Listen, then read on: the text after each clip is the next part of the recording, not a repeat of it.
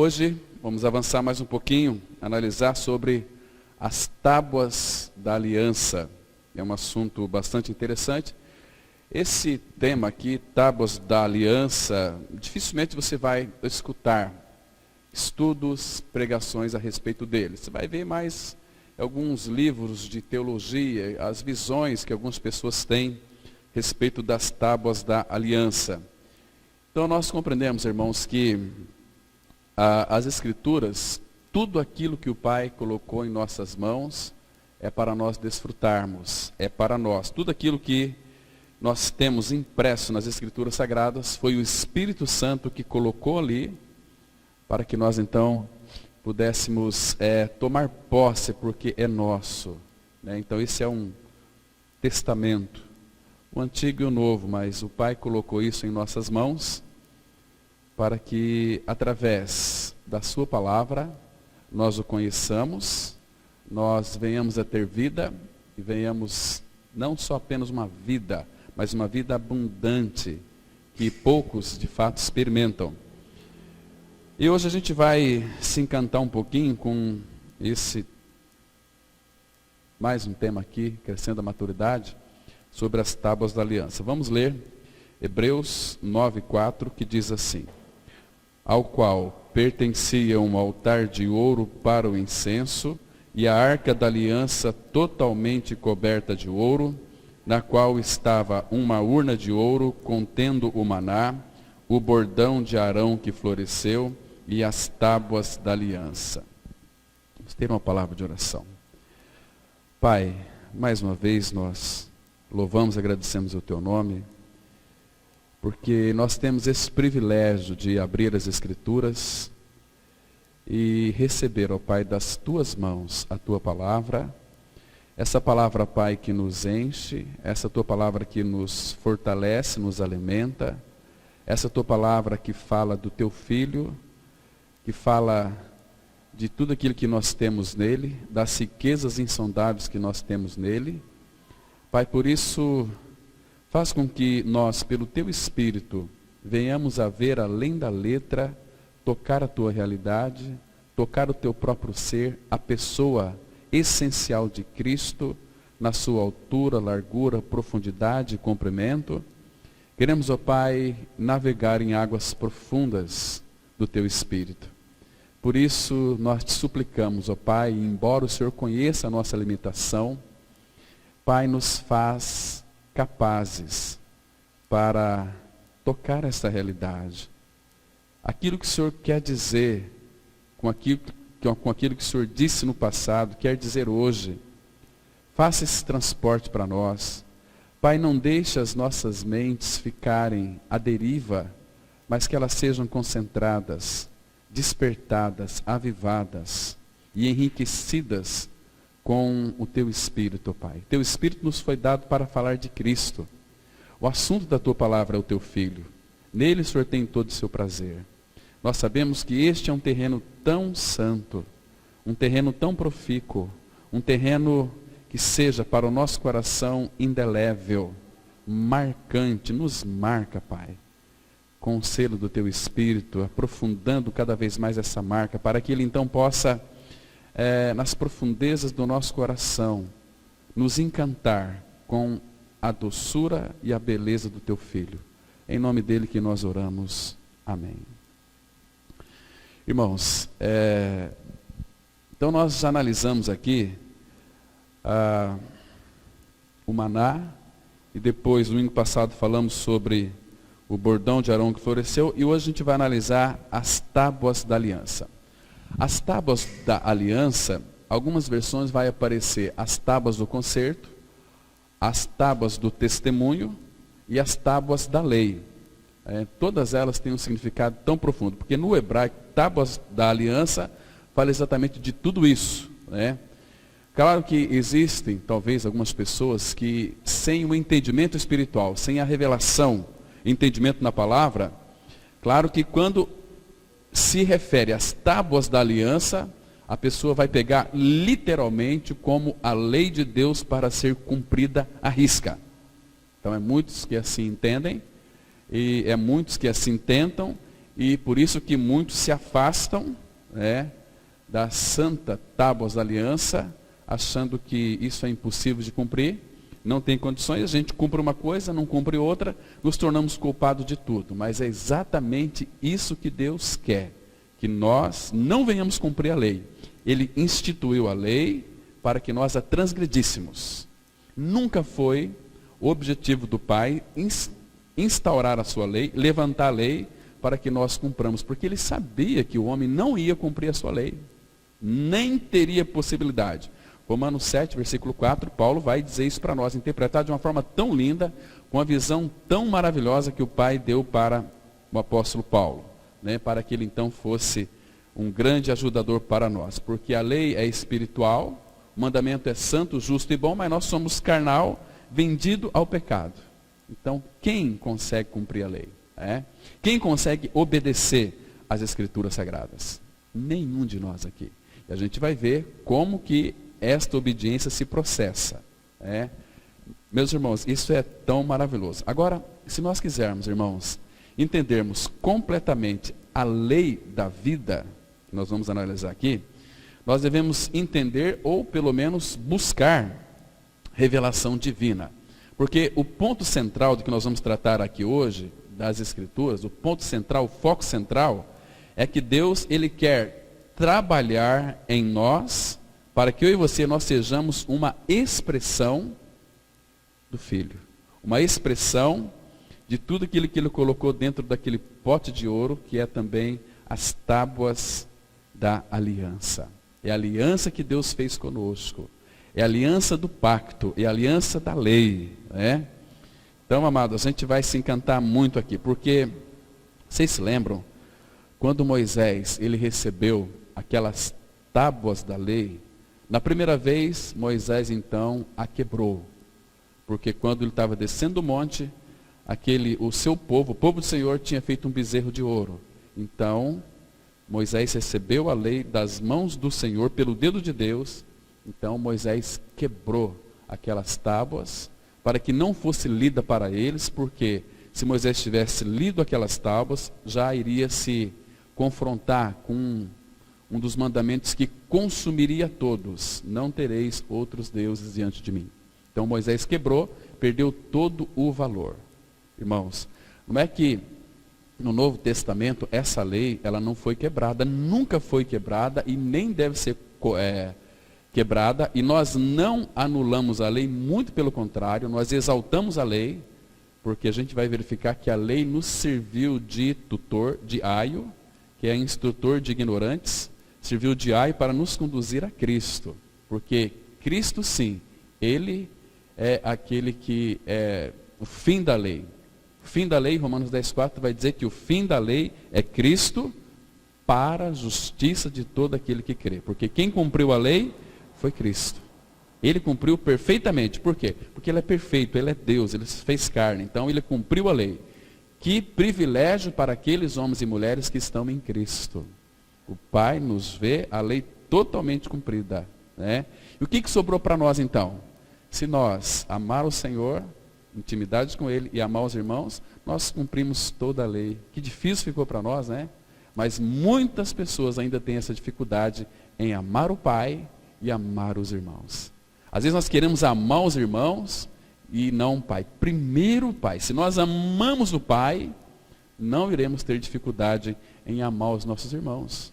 Porque quando nós não amamos o Pai, nós vamos amar os irmãos, aqueles que são bonitinhos, que têm dinheiro, aqueles irmãos que têm carro, aqueles irmãos que, olha, aqui, meu irmão, eu amo, porque é meu irmão. Mas não podemos ter o amor de Deus em acepção de pessoas. O Espírito Santo que habitou em nós é aquele Espírito que não faz acepção de pessoas. Quando Moisés recebeu as tábuas da aliança, irmãos, vamos parar para pensar um pouquinho. A Bíblia sempre vai interpretar a Bíblia. O que Moisés estava recebendo ali? O que Moisés recebeu? Ele recebeu a lei. O que é a lei? O que é a lei de Deus? O que foi que ele instituiu? A lei. Para muitos, a lei, e eles não estão errados, são os 10 mandamentos. Não tenha dúvida disso. São os 10 mandamentos. Mas Para o Filho de Deus, é muito mais do que os 10 mandamentos. É muito mais. Se a gente analisar, isso eu busquei, irmãos, aos pés do Senhor, tempo diante do Senhor, buscando na palavra aquilo que Ele tem comunicado ao meu coração, que eu quero passar para vocês, que também não é fácil a gente ser como que consumido pelo Senhor. Aquilo que Ele coloca em nosso coração e a gente já pensa, puxa vida, eu queria que poder falar isso para milhares de pessoas, para milhões de pessoas, e eles pudessem entender o real significado da lei desse Pai que é tão amoroso, que nos ama tanto. Quando Moisés recebeu aquela lei ali, ele estava recebendo uma coisa maravilhosa das mãos do Pai, irmãos. Muito mais do que a lei. Moisés estava recebendo o próprio Pai. A própria lei, que também no hebraico é a palavra dele. E quando nós recebemos a palavra dele, recebemos o quê? A palavra dele é o quê? Não é viva e eficaz? Quando Moisés recebeu das mãos do Pai a lei, o que ele estava recebendo, irmãos? O que a Bíblia fala que Moisés recebeu? Muitos olham para os 10 mandamentos, não conseguem enxergar nada mais, nada menos do que os 10 mandamentos. Por isso que tem tanto crente chato. Se é que tem gente chata nesse mundo, é crente, é evangélico. Mas, filho de Deus, aquele que passou pela cruz vai entender isso. Abra sua Bíblia, irmãos, e guarda esses versículos. Atos capítulo 7. Versículo 37, nós vamos verificar aqui, olha o que Moisés recebeu da mão do Pai. Porque aqui Estevão está falando daquele episódio que aconteceu lá no Monte Horebe, quando Deus recebeu então aquelas tábuas da aliança. Olha que lindo aqui. Atos, capítulo 7, versículo 38. E depois eu quero que você preste bem atenção. Vamos ler o 37, depois preste atenção no versículo 38. Olha aqui, olha o que a Bíblia está dizendo. Versículo 37. Foi Moisés quem disse aos filhos de Israel: Deus vos suscitará dentre vossos irmãos um profeta semelhante a mim. Agora veja o 38, com bastante cuidado. E este Moisés, quem esteve na congregação no deserto, com o anjo que lhe falava no Monte Sinai, com os nossos pais, o qual recebeu palavras vivas, porque era do Pai. Ele é o Deus vivo, a palavra dele é viva. Palavras vivas, para quê, irmãos? Para nolas transmitir. Palavra viva. Então você entende agora, Hebreus 4:12, a palavra de Deus é viva e eficaz, e mais penetrante do que qualquer espada de 2 gumes. As nossas palavras humanas não conseguem penetrar nenhum coração humano, mas as palavras de Deus penetram porque é viva, é aquela adaga, aquela espada de 2 gumes, que tem o poder e a capacidade de penetrar os nossos corações. Então Moisés nos transmitiu tudo isso. O que Deus entregou para Moisés foram palavras vivas, que Deus queria mostrar para aquele povo o quanto ele amava aquele povo. Palavras vivas, né? Então, o que é a lei para os filhos de Deus hoje? É as palavras vivas, é o próprio testemunho. Tanto é que as tábuas da aliança aqui, queridos, também no hebraico tem uma raiz que diz que é as tábuas do testemunho. Testemunho e aliança e pacto é tudo aquilo que Deus é, Ele faz. Então, essas tábuas da aliança se refere ao próprio Pai, amando o seu povo.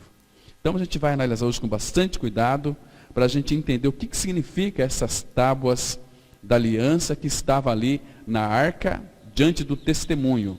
Porque testemunho e arca da aliança não pode estar separados um do outro, porque tudo ali dentro do tabernáculo, no Santo dos Santos, era uma figura tão linda da pessoa de Cristo. Tudo está envolvido. Então vamos aqui caminhar com bastante cuidado. As tábuas da lei, também chamadas de tábuas da aliança, correspondem às tábuas de pedra conferidas a Moisés no Monte Sinai. Estou lembrando de um fato aqui interessante agora. Vocês se lembram que Jesus Cristo disse lá em João 5, 39, 40? Diz para os judeus, eles receberam os mandamentos, as tábuas de pedra. Agora Jesus disse assim para eles, vocês estão examinando as Escrituras, porque vocês julgam ter nelas a vida eterna, e são elas que testificam de mim. Contudo, não quereis vir a mim para terdes vida. Vocês estão com a letra. Vocês estão com a letra e não com a vida. Vamos continuar. Então, elas continham os 10 mandamentos como preceitos divinos que deveriam ser observados pelo seu povo. Nós tratamos aqui algum tempo atrás os 10 mandamentos, um por um. Nós vimos por detrás dos 10 mandamentos a ternura e a doçura do nosso Pai Celestial em cada mandamento se revelando a cada um de nós. Então, um detalhe importante é que estas tábuas de pedra também eram chamadas de tábuas do testemunho, pois nos mostram os atributos de Deus como sendo zeloso, cuidadoso, fiel e verdadeiro. Ele é santo e justo. Vamos ler aqui, Êxodo 31, verso 18, que diz assim: E tendo acabado de falar com ele no monte Sinai, deu a Moisés as 2 tábuas do testemunho, tábuas de pedra, escritas pelo dedo de Deus. Preste atenção que coisa interessante aqui. Então começa a clarear para nós agora que Deus deu a Moisés, quando ele acabou de falar, lá no monte Sinai, as 2 tábuas aqui, percebe que não é as tábuas da aliança e a mesma tábua do testemunho. Por quê?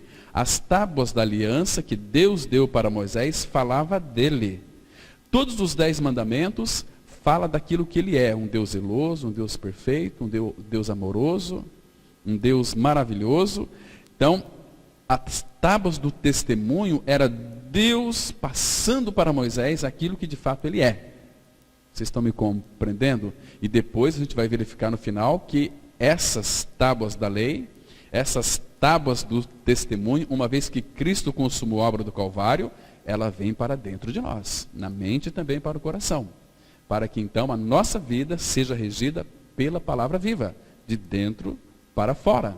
Não é assim? Maravilhoso. Então, tábuas de pedra, escritas pelo dedo de Deus, irmãos. Agora, Moisés aqui, ele recebeu, e era para todo aquele povo, essas tábuas da lei aqui. Mas nós recebemos, nós também recebemos, só que lá era tudo em figura.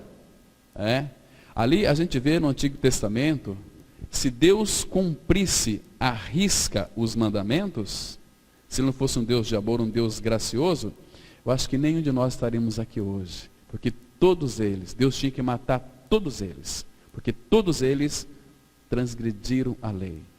Então Deus usou ali a figura de Cristo, eles tinham que sacrificar cordeiros. Eles eram pecadores, pegava aquele animalzinho, aquele cordeirinho, e sacrificava. E Deus aceitava porque contemplava o Filho. Vocês entendendo? Irmãos, os 10 mandamentos são uma doçura de Deus para nós. Nunca devemos ficar assustados com isso. É tão maravilhoso. Se nós entendermos a obra da cruz do Calvário, ali consuma-se tudo, tudo. Então, quando Moisés recebeu ali os 10 mandamentos, irmãos, a palavra vai dizer que ali foi um momento de glória. Recebeu glória. Agora, irmãos, nós somos tão distraídos que quando nós cremos no Senhor Jesus, você sabe o que acontece? Abra em 2 Coríntios, capítulo 3. Vamos ler com bastante cuidado aqui o que o Pai quer comunicar para nós. Está comunicando para nós em verdade, em realidade espiritual agora. Olha só os versículos 2 e 3. 2 Coríntios 3, 2 e 3. E depois deixa aberto aí. A palavra fala assim, olha, capítulo 3 de 2 Coríntios, versículos 2 e 3. Vós sois a nossa carta.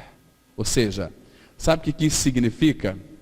Que ele encadernou a Bíblia em nós. Ele colocou a Bíblia dentro de nós. As pedras dentro de nós. Aqui é uma outra forma de do Espírito Santo falar de uma forma tão carinhosa e dócil para o nosso coração. Vós sois a nossa carta, ou seja, tudo aquilo que é minha palavra foi colocado dentro de vocês. Vocês são a nossa carta, onde os homens farão uma leitura, porque a palavra fala assim, escrita em nosso coração.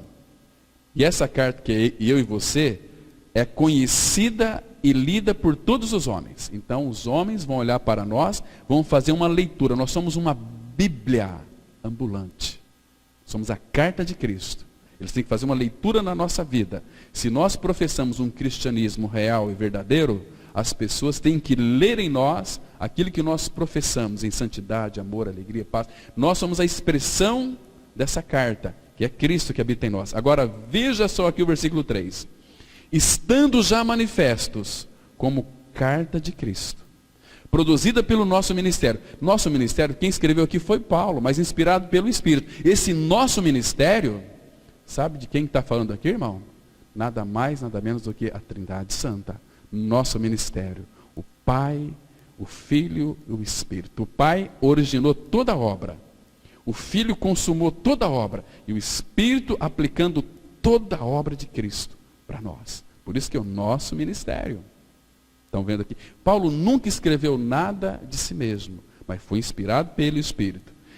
Ele fala aqui, produzida pelo nosso ministério, escrita, não com tinta, mas pelo Espírito do Deus vivente. Não em tábuas de pedra, mas em tábuas de carne, isto é, nos corações. Irmãos, se os nossos olhos forem abertos para ver essa realidade, o nosso cristianismo seria tão gostoso, tão maravilhoso, tão rico, tão prostrado aos pés de Cristo. A nossa vida seria inteiramente devotada ao nosso Senhor. Seria devotada e voltada para Ele. Senhor Jesus, eu não quero mover uma pena sem a Tua direção.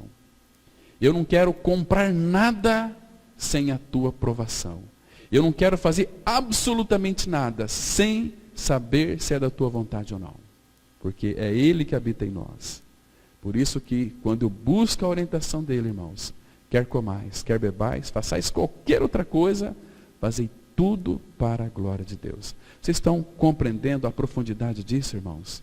Que isso aqui é lindo demais. Essas tábuas da aliança se referem ao próprio Cristo em realidade espiritual dentro de nós. Isso aqui não é protestantismo. Isso aqui é vida de Cristo em nós. É maravilhoso, né? Agora, se nós soubéssemos o que isso significa, olha o versículo 7 agora. Olha só, presta atenção aqui. Comparando o ministério lá que Moisés recebeu, as tábuas da aliança, com o nosso hoje. Presta atenção aqui. Leia com cuidado, irmão. E se o ministério da morte, gravado com letras em pedras, se revestiu de glória, irmãos, presta atenção que nós estamos lendo aqui. Se revestiu de glória, a ponto de os filhos de Israel não poderem fitar a face de Moisés, por causa da glória do seu rosto, ainda que desvanecente. Aquela glória era desvanecente. Como não será de maior glória o ministério do Espírito? Porque se o ministério da condenação foi glória, em muito maior proporção será glorioso o ministério da justiça. Versículo 10. Porque, na verdade, o que outrora foi glorificado neste respeito, já não resplandece diante da atual, queridos, essa palavra aqui me empolga, sobre excelente glória. Irmãos, nosso privilégio é muito grande, irmãos. Nosso privilégio é maravilhoso, é glorioso. A gente tem que pedir para o Pai revelação para nós percebermos o que isso significa. Olha o versículo 11. Porque se o que se desvanecia teve sua glória, muito mais glória tem o que é permanente. Porque agora o Espírito habita em nós, o Filho habita em nós, o Pai habita em nós. Não mais externamente, mas agora internamente. Vocês entendem aqui, irmãos, que Quando Moisés recebeu aquelas tábuas da aliança dos testemunhos que eram de pedra, era revestido de glória, mas desvanecente, mas agora não. Nós temos uma excelente glória. O que é isso? Não mais eu, mas Cristo vive em mim. Vocês percebem isso, irmãos? Que lindo que é isso. Puxa, a vida é maravilhoso. Vamos continuar aqui então. As tábuas da lei foram colocadas dentro da arca porque os mandamentos constituíam o regulamento da aliança de Deus com Israel. A lei e a palavra de Deus. Se já cremos em nossa morte e ressurreição com Cristo, nossa próxima providência deve ser a busca do conhecimento da palavra de Deus, como escreveu Paulo em Colossenses 3, verso 16, que diz assim: habite ricamente em vós a palavra de Cristo, instruí-vos e aconselhai-vos mutuamente em toda a sabedoria, louvando a Deus com salmos e hinos e cânticos espirituais, com gratidão em vosso coração. A palavra aqui, habite, ela no grego significa aquele que faz morada, aquele que arraigou em nós, habite. Habite, mas habite de que maneira? Ricamente em vós a palavra de Cristo. O que a palavra de Cristo é para nós? Sabe o que ela é? João 1 diz assim: no princípio era o verbo estava com Deus, e o verbo era Deus. O verbo, palavra, habitando em nós, sabe o que significa? Habite Cristo ricamente em vós. Porque a palavra dele é viva, eficaz, mais penetrante. Por que a palavra dele é viva? Porque nós somos habitados pelo Cristo vivo. Cristo vivo. Não o Cristo das denominações batistas, assembleia, seja o que for. É pelo Cristo vivo. Habite e habite ricamente em vós a palavra de Cristo. Né? Agora, queridos, essa palavra de dentro para fora vai nos instruir, vai nos aconselhar mutuamente em toda a sabedoria. Qual que será o resultado disso, de uma pessoa que é habitada ricamente pela palavra? Qual será o resultado? Nós vamos expressar louvor a Deus com salmos, hinos, cânticos espirituais e com gratidão em vosso coração. É o reino aqui na face da terra, habitando em cada um de nós. Não é lindo isso? Não é precioso demais? Não? Então, amados, e quando fala também aqui, habite ricamente em vós a palavra de Cristo, qual que é a função da palavra do Pai em nossos corações hoje? Como igreja do Senhor, a gente tem que saber o que é igreja. Igreja não é esse tijolo aqui, vamos lá na Palavra da Cruz, vamos lá na Batista, vamos lá no... Não, isso não é igreja, isso é templo. E todos os templos aí são invenções de homens. Agora, a palavra não vai funcionar no templo. Vai funcionar onde a igreja está reunida. Quando tiver 2 ou 3 reunidos em meu nome, ali estou no meio deles. Porque muitas das nossas reuniões não são em nome de Cristo. São reuniões para tratar de assuntos da igreja, assuntos de como fazer, como não fazer. Isso não é reunião de igreja. Vamos reunir para ter comunhão com os irmãos, vamos fazer um almoço, vou ter comunhão na casa do irmão lá, vamos fazer um jantar. Isso não é comunhão. Comunhão é quando você se reúne com os teus irmãos, mas o assunto é Cristo. Quero falar, aí há comunhão entre os irmãos. Porque tudo aquilo que não está ligado a Cristo, não está ligado a nós também. E a gente, eu tive comunhão com meu irmão, fui lá comer uma pizza lá na pizzaria. Isso não é comunhão. Você comeu pizza, você ficou gordo, barrigudo. Entendeu? Mas comunhão com Cristo é você repartir Cristo. Essa semana ele falou comigo. Eu quero passar para você isso aqui. Na palavra fala isso, fala isso, fala aquilo. É assim, Cristo, nosso Senhor. Então, qual que é a função desse Cristo como palavra de Deus na vida da igreja? Não é outra, irmãos, a não ser nos preparar para aquele encontro. Efésios capítulo 5, olha que lindo aqui, amados. Veja a função dessa palavra que habita em nós ricamente. Efésios 5, o versículo 25, 26, 25, a parte B. Eu vou ler o 25 inteiro e depois vamos ler os outros 2 versículos que vai mostrar a função dessa palavra dele em nós, habitando em nós ricamente. A palavra fala assim, Efésios 5, 25. Maridos, amai vossa mulher como também, presta atenção agora. Cristo amou a igreja, Cristo amou a igreja e a si mesmo se entregou por ela. Ele não entregou ela, ele se entregou por ela. Para quê? A santificasse. Olha, Cristo amou a igreja para quê? A santificasse. Tem muita gente querendo ser santo aí na base do esforço. Ele se entregou pela igreja para que a santificasse, tendo-a purificado por meio da lavagem de água. Água aqui na Bíblia significa palavra. Lavagem de água pela palavra. Para apresentar a si mesmo, igreja gloriosa, sem mácula, nem ruga, nem coisa semelhante, porém santa e sem defeito. Está vendo, irmãos? A função da palavra é nos preparar. Fazendo esse trabalho em nós de purificação. A palavra vai cortando, removendo as impurezas, caminho da cruz. Ele vai levando em nós a morte, as nossas irritações, os nossos nervosismos, a nossa sem-vergonhice, a nossa rabugentice, a nossa implicância, e ele vai se colocando no lugar. Isso aqui, irritação, tem que morrer. Morre, fazei depois morrer. Morre, nós temos a capacidade, a palavra trabalhando em nós pelo Espírito para levar à morte. Morreu, mas Cristo se coloca num lugar. Não é bonito isso? Sai você, entra Cristo. Sai a tua irritação, vem Cristo. Sai o teu nervosismo, vem Cristo. Sai o teu preconceito, vem Cristo. Assim ele vai nos tornando nós santos. É lindo demais o trabalho do Espírito, mas isso é feito pela cruz.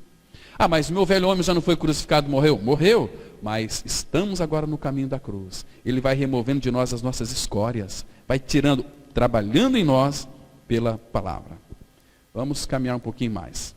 É verdade que o povo de Deus na velha aliança foi incapaz de cumprir os preceitos divinos em virtude do pecado arraigado à natureza do homem pela queda de Adão. Porém, a lei do Sinai era um tipo, um simbolismo da lei interior prometida pelo Senhor e que viria através do ministério do Filho de Deus em um tempo posterior. Aí Jeremias 31, 33 já vai profetizar. Ele diz assim: porque esta é a aliança que firmarei com a casa de Israel depois daqueles dias, diz o Senhor. Na mente lhes imprimirei as minhas leis, também no coração las inscreverei. Eu serei o seu Deus e eles serão o meu povo. Está vendo aqui? A lei foi colocada dentro de nós. Então, nosso Senhor, irmão, Ele deseja nos tomar totalmente para que Ele governe as nossas emoções. A palavra na mente é para a gente não pensar em nenhuma outra coisa a não ser tudo aquilo que é verdadeiro, tudo aquilo que é puro, que Paulo vai dizer lá em Filipenses 4, a partir do versículo 8. Em que pensar? Né? Tudo que é verdadeiro, tudo que é puro, tudo que é de boa fama. Ali tem uma lista muito grande. Depois nós temos a suficiência de Cristo para praticar. Né? Queridos, por que que o Pai então, Ele imprimiu as suas leis em nossas mentes e as inscreveu no nosso coração? Será que caiu no nosso colo assim? É? Não, irmãos, porque agora a gente entende. Aquelas figuras de Cristo, Davi foi uma figura de Cristo, Isaac foi uma figura de Cristo, Salomão, Davi foi uma figura de Cristo. E falar em Salomão, Salomão ele orou para que essas leis fossem imprimidas em nossa mente e inscritas em nosso coração. Ele orou. Talvez Salomão tenha orado inconscientemente, mas Deus levantou Salomão para orar. Senão Jesus, aquela palavra dele não faria nenhum sentido. Tudo que ligares na terra será ligado no céu. Né? Aqueles irmãos do passado nos ajudaram em muitos. Eles oraram por nós, intercederam por nós e Deus estava sempre cumprindo. Né? Agora, eles precisam de nós para serem aperfeiçoados. Né?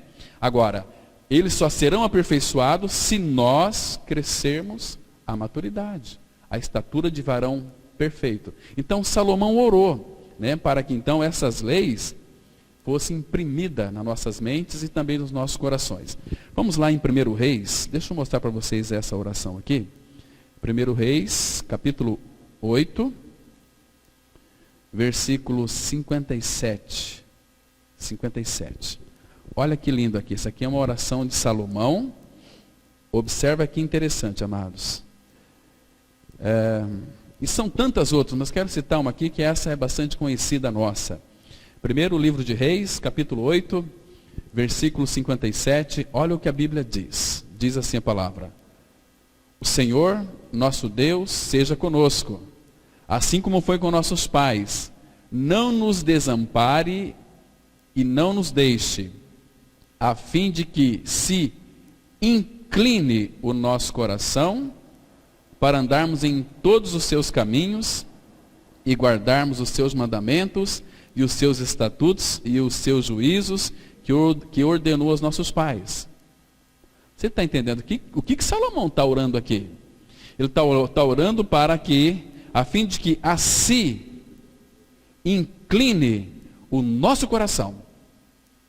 Incline o nosso coração para quê, amados? Para andarmos em todos os seus caminhos, em toda a sua lei, né? E guardarmos os seus mandamentos e os seus estatutos e os seus juízos que ordenou aos nossos pais. Que estas minhas palavras, com que supliquei perante o Senhor, estejam presentes diante do Senhor, nosso Deus, de dia e de noite, para que faça ele justiça ao seu servo e ao seu povo de Israel, segundo cada dia o exigir. Está vendo? Coisa linda. Para que todos os povos da terra saibam que o Senhor é Deus e que não há outro. Seja perfeito o vosso coração para com o Senhor, nosso Deus, para andardes nos seus estatutos e guardardes os seus mandamentos, como hoje fazer. Agora, como que essa oração foi respondida? Deus respondeu. Quando nós cremos em Cristo, Ele traz a sua lei, imprime em nossas mentes e inscreve em nosso coração. Aí a lei não funciona de dentro para fora. É de fora para dentro, mas é de dentro para fora. A gente vai cumprindo, sempre na dependência de Cristo. Lembra lá de Ezequiel 36, versículo 27? Vamos ler esse texto, irmãos, para vocês saberem a importância de sermos habitados pela pessoa do Espírito Santo. Ezequiel 36, versículo 27. Mas o 26 fala da troca de coração. Troca de coração é o novo nascimento que nós conhecemos. É a nossa morte com Cristo, ressurreição com Cristo, nascemos de novo. Agora, ele diz assim, versículo 26. Dar-vos-eis coração novo, porei dentro de vós espírito novo, tirarei de vós coração de pedra e vos darei coração de carne. Olha o versículo 27. Porei dentro de vós o meu espírito e farei. Ele que vai fazer. Ele que vai cumprir em nós. E farei, não é eu fazendo, nem você. É o Espírito que Ele colocou dentro de vós.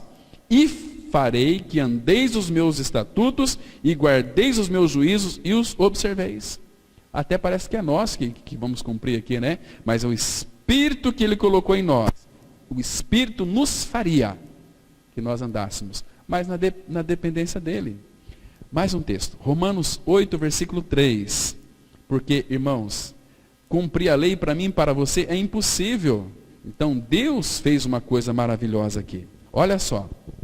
Romanos, capítulo 8, versículo 3. Olha que lindo o texto aqui.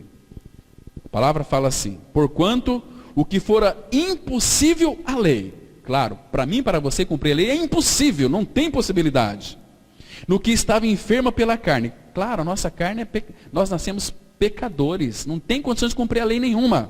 Então, o que for impossível à lei, no que estava enferma pela carne, olha aqui, irmãos, agora, isso fez Deus. Foi Deus quem fez. Fez Deus. O que Ele fez? Enviando o seu próprio Filho em semelhança de carne pecaminosa, e no tocante ao pecado, e com efeito, condenou Deus na carne o pecado. Aqui Paulo está interpretando Gênesis 3, 21. O que um homem faz? Faz folhas de figueira. Deus não aceita.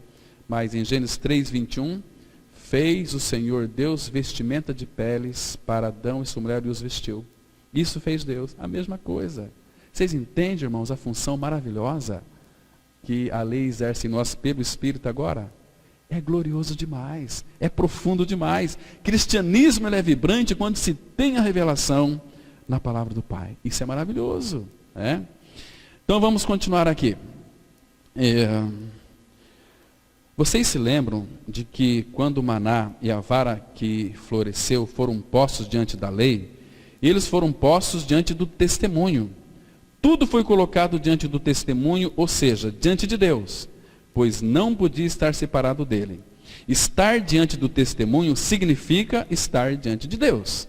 Lá dentro da arca, aí eles colocavam tudo lá diante da arca do testemunho. Não, era diante de Deus. Tudo ali representava o Pai. Vamos ver isso aqui. Êxodo 16, 33 e 34.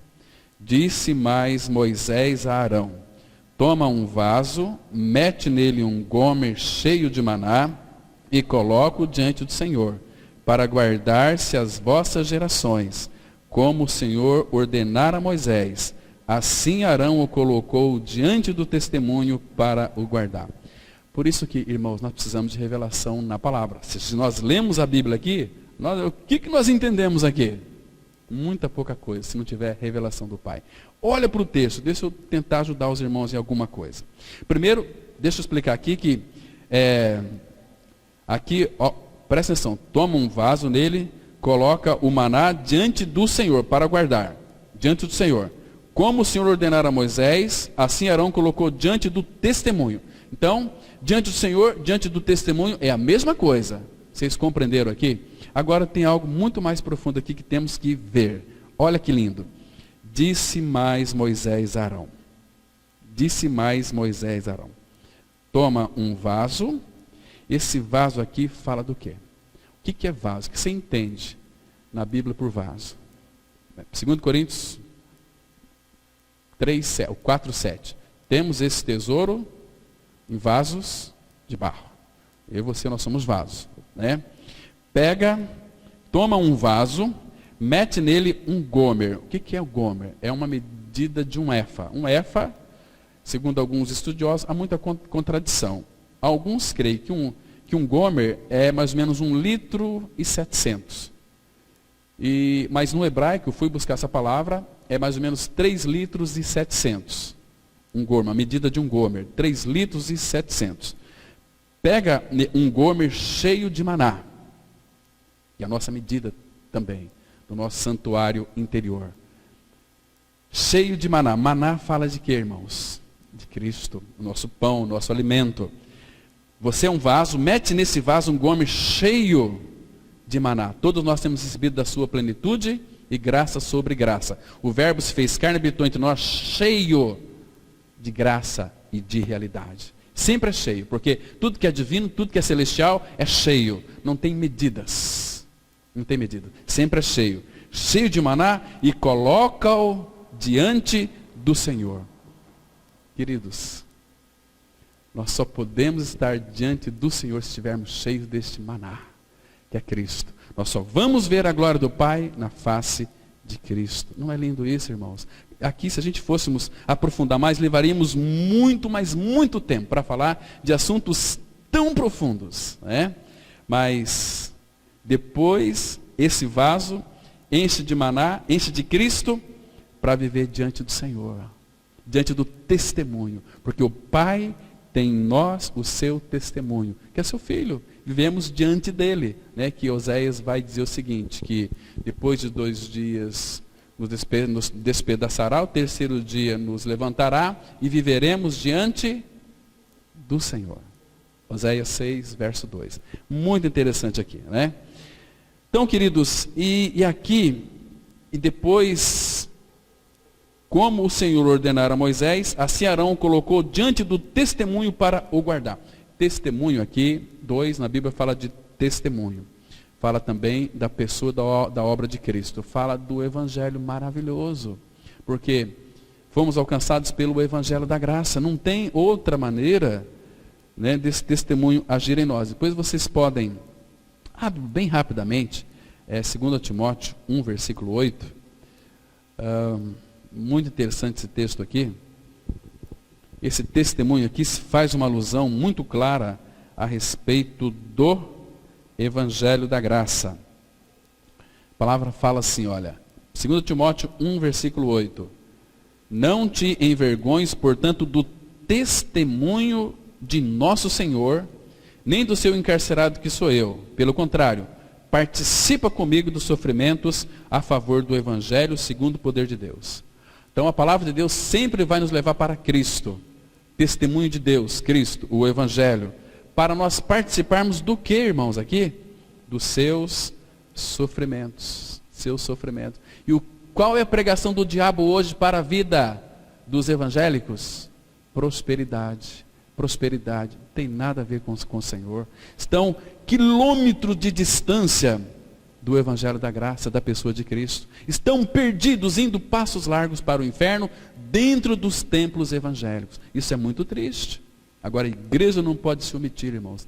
O nosso maior campo missionário são os evangélicos, são os crentes. Fazer com que eles compreendam as Escrituras Sagradas, porque senão vão perecer.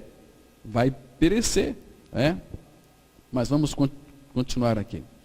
No conceito humano, a lei são os 10 mandamentos.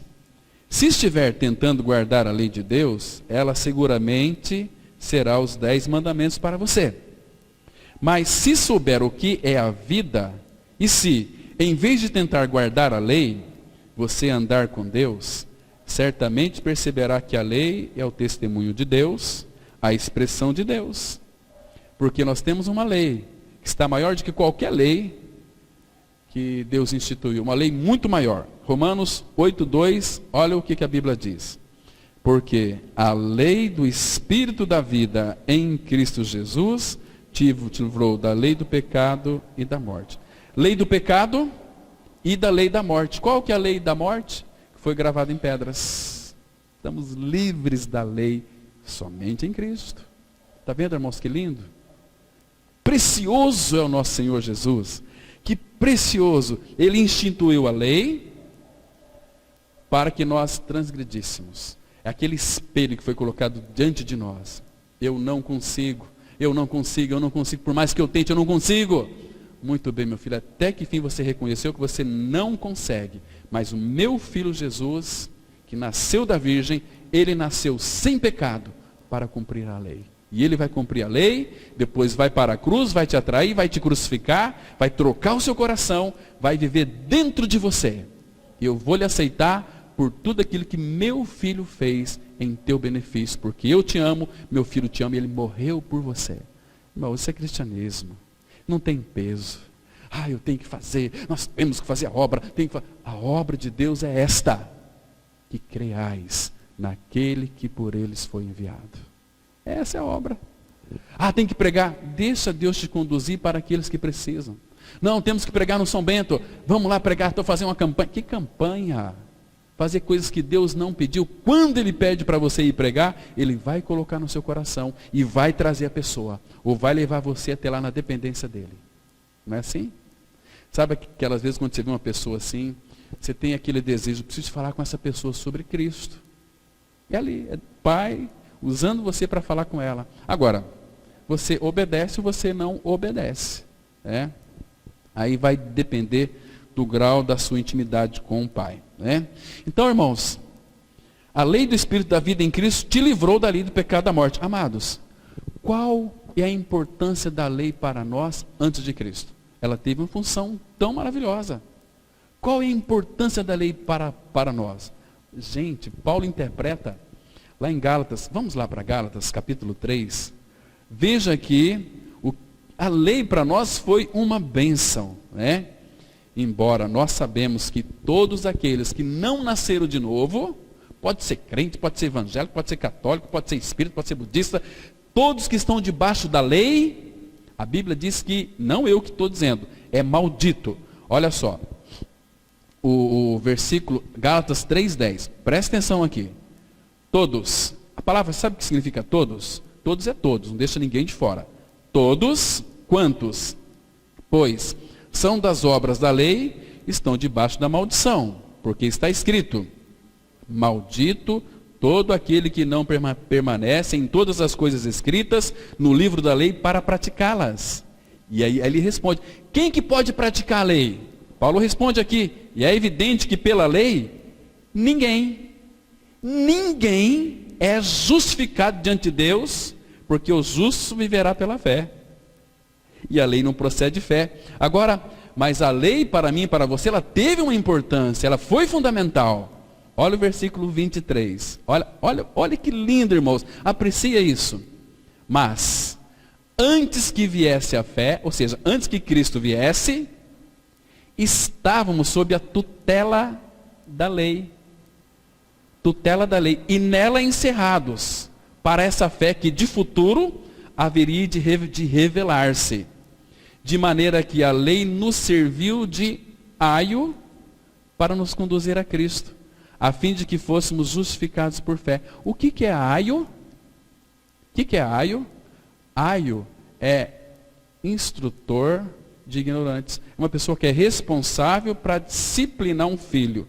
Hoje em dia são as babás que educam os nossos filhos, filhos de muitos aí. Não, mas aio é que eu tenho um filho, ele é pequenininho. Mas quando chegar até a maturidade, ele está sobre o meu aio, está sobre a minha disciplina. Estou orientando ele, estou trabalhando nele. Quando ele chegar à maturidade, ele não precisa mais do aio. Então, nós estamos debaixo do aio, da lei, da tutela da lei. Mas quando Cristo veio, Romanos 10,4 fala que, porque o fim da lei é Cristo, para a justiça de todo aquele que crê. Vocês estão me compreendendo, irmãos? Que nós morremos para a lei. A lei, ela perdeu o seu vigor? De forma nenhuma. Nós vamos anular a lei? Paulo fala, muito pelo contrário.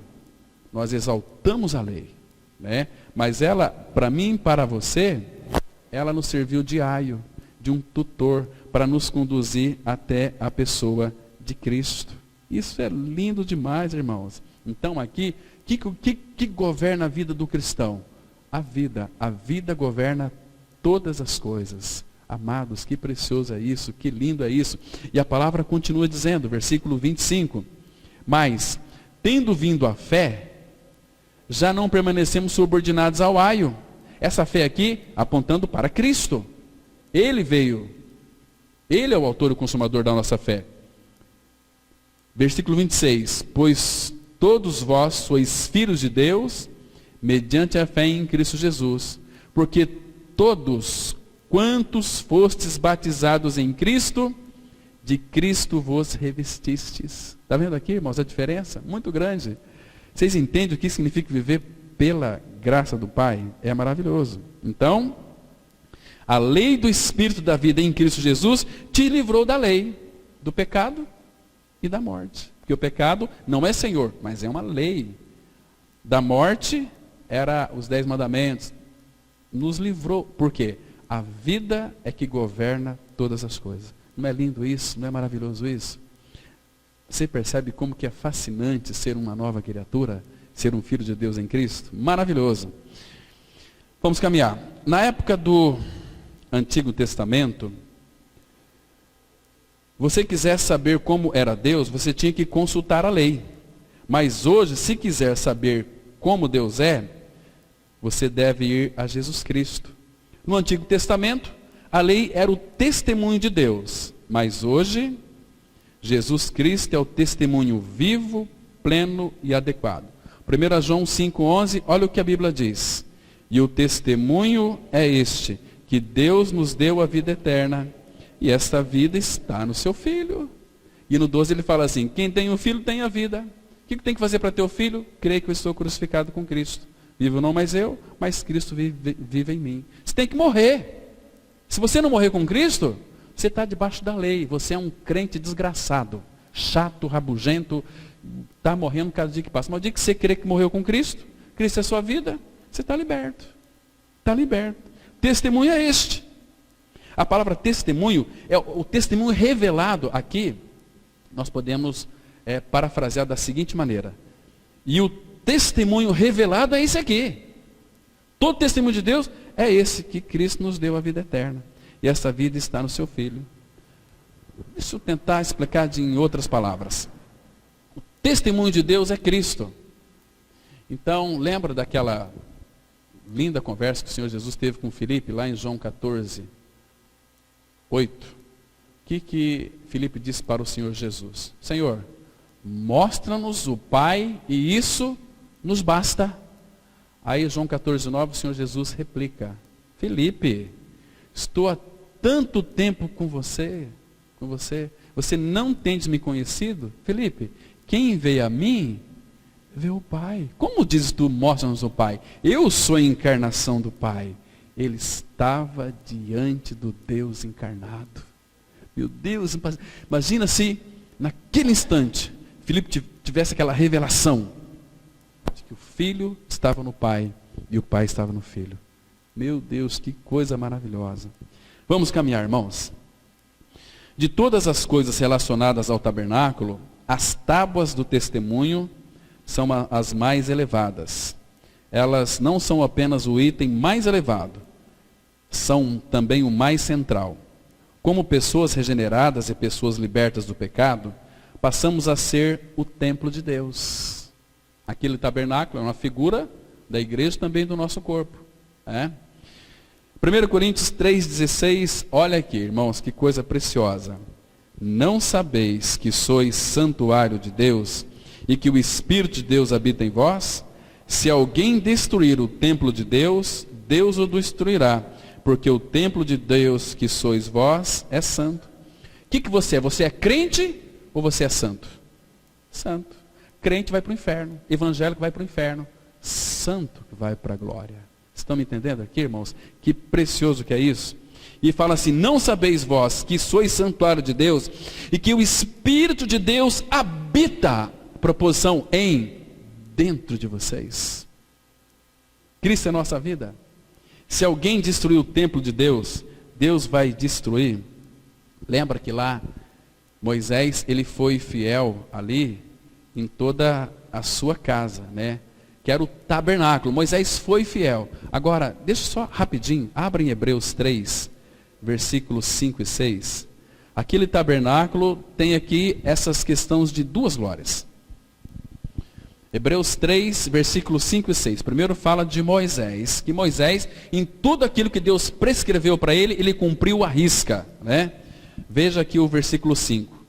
E Moisés, Hebreus 3, 5. E Moisés era fiel em toda a casa de Deus. Casa de Deus aqui se refere ao tabernáculo lá no deserto, a congregação lá no deserto, aquele tabernáculo. Moisés sempre foi fiel, como servo, para testemunho das coisas que haviam de ser anunciadas. Agora veja o versículo 6.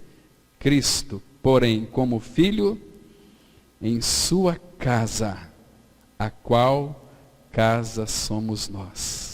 Irmãos, se guardarmos até o fim a ousadia e a exultação da esperança, Cristo em vós, a esperança da glória.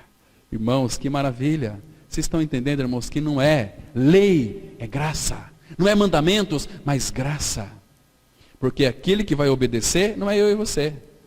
Porque dentro de nós nascemos habitados pelo princípio de Adão. Pela desobediência de um só, muitos se tornaram pecadores. Mas pela obediência de um só, que é Cristo habitando em mim, muitos se tornarão justos. Não todos, porque nem todos vai crer. Muitos estão aí cheios de religião até a cabeça.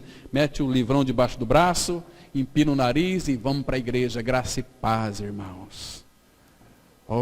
Lá em casa está um inferno. Está lá tudo fingido, hipocrisia. Isso é hipocrisia dos infernos. Amados, Deus tem nos chamado para um relacionamento santo com Ele, porque nós somos santos. Falamos ontem de novo, aquelas 3 perguntas, está me seguindo. Onde está Cristo na sua vida? Onde está Cristo no seu serviço? Onde está Cristo no seu ministério? Será que as pessoas estão vendo Cristo? O nosso corpo é uma figura também do tabernáculo. Nosso corpo é o átrio, nossa alma é o santo lugar, e nosso espírito é o santo dos santos. A lei da vida não está no átrio, nem no santo lugar, mas no santo dos santos, que é a presença do Senhor. Por isso que a intenção de Deus não é que tentemos obedecer à lei, mas sim mostrar-nos quem é Ele. Temos que cumprir. Não! Quando você lê a lei do Pai, você está vendo ali o caráter dele, que é justo, que é santo, que é reto, que é zeloso. E a Laira leu hoje aqui pela manhã, não sejais remissos no zelo. Temos que ser zelosos, irmãos, um pelos outros, pela palavra, pelo Senhor, por tudo, pela nossa família, ser zelosos. Então, os mandamentos e a lei é para Ele quer que nós o enxergamos. Mas pela lei, através de Cristo, a gente consegue ver quem é o nosso Pai. Não importa o quanto amamos a lei, não conseguiremos cumpri-la. Tem muita gente que bate no peito, eu conheço a palavra, eu guardo a palavra no meu coração. Às vezes é tudo blá, blá, blá, blá. Não tem nenhuma realidade. Sem realidade. Então a irmã aqui que falou para mim, disse que às vezes vai cumprimentar o irmão, né? Ele tira o cigarro para pegar na outra e por aí vai. Misericórdia! Que coisa mais absurda é isso? Então, não importa quanto amamos a lei, não conseguiremos cumpri-la. Que deve Deus fazer então? Ele disse em Hebreus 8:10 assim: porque esta é a aliança que firmarei com a casa de Israel. Depois daqueles dias, diz o Senhor, na sua mente imprimirei as minhas leis, também sobre o seu coração as inscreverei. E eu serei o seu Deus, e eles serão o meu povo. Agora, irmãos, a partir de quando, segundo esse texto aqui, que Ele é nosso Deus e nós vamos ser o povo dele? A partir de quando? É quando nós somos governados pela vida. O que significa? É uma vida inteiramente voltada para Deus. Olha, tem muitos textos, mas já como esse texto aqui faz uma alusão do Antigo Testamento, sabe quando que Ele vai ser o nosso Deus e nós seremos o povo dele? Quando Ele imprimir na nossa mente as suas leis e no coração as inscrever. Aí a nossa vida será uma vida voltada para Deus. Deixa eu mostrar para vocês aqui, Jeremias 24. Jeremias 24, versículo 7. Só esse versículo já está bom para nós considerarmos. Nós estamos dizendo aqui. 24, 7. Claro que primeiro Ele tem que fazer essa limpeza. Ele tem que trocar o nosso coração. Dar um novo coração para nós. É o coração que Ele vai dar. Diz assim, Jeremias 24, 7. Dar-lhes-ei coração, para que me conheçam. Que lindo, nosso Senhor. Sem aquele coração que Ele vai nos dar, nós não vamos conhecer Ele não. Nós podemos conhecer doutrinas de igreja, podemos conhecer até a Bíblia, mas não Ele. Para que me conheçam. Não é conhecer não apenas a palavra, mas conhecer a Ele. Dar-lhe-eis coração para que me conheçam. Que eu sou o Senhor. Eles serão o meu povo, e eu serei o seu Deus. Por quê? Se voltarão para mim de todo o seu coração. Está vendo aqui, irmãos? Isso Ele faz, trocando o nosso coração, nos dá um coração que o deseja, que o ame, que o busque. Você tem buscado a Deus? Você tem vivido uma vida de intimidade com Ele? Você tem se voltado para Ele? Se não, você não tem a lei na sua mente e nem no seu coração. E nem Ele é teu Deus, nem você é povo dele. É muito séria a questão do cristianismo. Por isso que não vai ser multidão de gente salvas. Vai ser um pingo de gente. Pingo de gente aqui, pingo de gente lá, vai ser uma multidão. Mas de irmãos que valorizaram o sacrifício de Cristo na cruz. Se viram ali incluídos. E hoje tem o Senhor habitando no seu interior. Porque, irmãos, agora, se voltarão para Deus, como que isso vai funcionar? Deixa eu mostrar mais um texto. Abra lá em Romanos, capítulo 11, 26 e 27. Romanos 11, 26 e 27. Estou aqui com um monte de texto na mente, mas eu vou deixar, vamos citar alguns só para Romanos 11, 26 e 27. Ele fala assim, olha, e assim todo Israel será salvo, como está escrito, virá de Sião o libertador, e ele apartará de Jacó as impiedades. Esta é a minha aliança com eles, quando eu tirar os seus pecados. Quando que Ele vai imprimir a sua lei nas nossas mentes e inscrever no coração? Quando tirar os nossos pecados. Por isso que Cristo veio. Você entende agora, irmãos, que precioso que é isso? Mas vamos embora.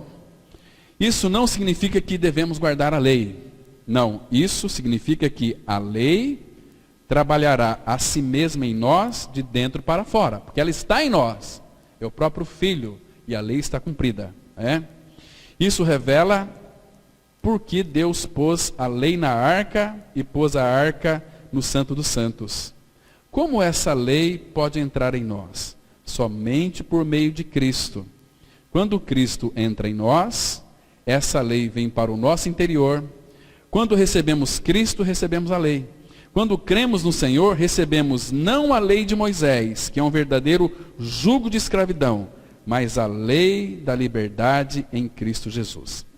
Gálatas 5:1 diz assim a palavra: para a liberdade foi que Cristo nos libertou. Permanecei, pois, firme e não vos submetais de novo a jugo de escravidão. Essa questão jugo de escravidão aqui, irmãos, é jugo da lei. Não precisamos mais de tutores, de aios. Nós já temos a realidade que é Cristo Jesus. Aqueles irmãos do passado, até os do Antigo Testamento, a gente pensa que eles cumpriram a lei. Não.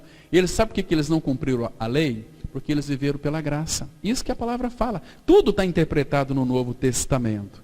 Lembra aquele discurso de Pedro? Ali, quando ele foi pregar para Cornélio, que era gentil, e Cornélio creu. Eles queriam colocar leis. Às vezes tem muitos aí cristãos que creram que morreram e ressuscitaram com Cristo, mas suas mentes não são renovadas, eles têm mentalidade velha. São crentes velhos com mentalidade velha. Não avança, não crescem, não amadurecem, não têm suas mentes renovadas. Então, quando Cornélio creu, eles queriam, não, tem que guardar a lei. Pedro falou, deixa eu ver o discurso. Se eu não me engano, irmãos, é Atos 15. Atos 15, versículos de 8 a 11. Olha aqui, temos que analisar esse texto aqui com muito cuidado. Atos 15, de 8 a 11. Olha a explicação de Pedro aqui, dizendo para eles lá. Pedro fala assim para eles, olha, Atos 15, versículo 8. Ora, aqui é Pedro falando. Ora, Deus que conhece os corações, lhes deu testemunho, concedendo o Espírito Santo. Está vendo aqui? A eles. Como também a nós nos concedera. E não estabeleceu distinção alguma entre nós e eles, purificando-lhes pela fé o coração. Agora veja o versículo 10. Agora, pois, por que tentais a Deus, pondo sobre a cerviz dos discípulos um jugo que nem nossos pais puderam suportar, nem nós? Agora, presta atenção. Aqui Pedro, nesse versículo 11, vai mostrar que aqueles irmãos do passado também foram salvos, não pelo cumprimento da lei, mas foram salvos pela graça. Diz assim, mas cremos que fomos salvos pela graça do Senhor Jesus, como também aqueles o foram. Que lindo, aqui está falando aos gentios, que eles também foram, mas irmãos, os irmãos do passado, segundo Hebreus 9:15, foram salvos inteiramente pela graça. Isso é maravilhoso. Então, para a liberdade foi que Cristo nos libertou. Permanecei, pois, firmes em Cristo, permanecei nele, e não se submeta de novo a jugo de escravidão. E quem muitas vezes coloca cargas nas nossas costas são homens, pastores que nada compreendem, ameaçando as pessoas. Deus nunca faz isso. Quando você erra, Ele nunca vai te dar de dedo na sua cara, nunca vai te excluir, muito pelo contrário. É hora de abraçar o irmão, porque ele errou, ele falhou, não importa o que ele fez, temos que acolher, estar junto com ele. Tudo bem, agora que temos essa lei em nós, não é mais questão de guardarmos a lei, é absolutamente uma questão de permitirmos que Cristo viva em nós. Não deveríamos tentar guardar a lei exteriormente, mas deixar Cristo viver em nós, de dentro para fora. Ninguém consegue guardar a lei. Por quê? Porque a lei é espiritual e o homem é carnal, vendido ao pecado. O Filho de Deus consegue? Também não. Por que não? Porque está crucificado e morto com Cristo. Por isso, vive pela lei da vida de Cristo nele. E vamos encerrar aqui com Gálatas 2, 19 e 20. Porque eu, mediante a própria lei, morri para a lei, a fim de viver para Deus. Estou crucificado com Cristo, logo já não sou eu quem vive, mas Cristo vive em mim. E esse viver que agora tenho na carne, vivo pela fé no Filho de Deus, que me amou e a si mesmo se entregou por mim. Queridos, você morreu para quê aqui? Você só pode viver para Deus se morrer para a lei. Se você está morto para a lei, você vai cumprir lei? Somente se a gente for muito cabeça dura e idiota. Você está morto para a lei. O fim da lei é Cristo. deixa ele cumprir a lei. Ele já cumpriu a lei, né? Estou crucificado com Cristo, logo já não sou eu quem vive, mas Cristo vive em mim. E esse viver que agora tenho na carne, vivo pela fé no Filho de Deus. Até uma vida de fé é a fé dele em mim. Nós não temos fé. Ah, mas eu tenho uma grande fé. Tem fé coisa nenhuma. Fé demais. Fé demais não cheira bem. Mas é Cristo que é a nossa fé. Quem que vive? É não mais eu. Se não é mais eu, entenda uma coisa. Se você está crucificado com Cristo, não é mais você quem vive. Se não é mais você, cadê você? É Cristo. Senta, descansa, deixa Cristo fazer. E Ele vai fazer perfeito. Amém. Vamos orar. Pai, obrigado pela Tua palavra. Imprime ela em nossa mente e em nosso coração. E abençoa todos aqueles que nos ouviram nesta manhã e aqueles também que estão assistindo pela internet. Em nome de Cristo nós oramos. Amém.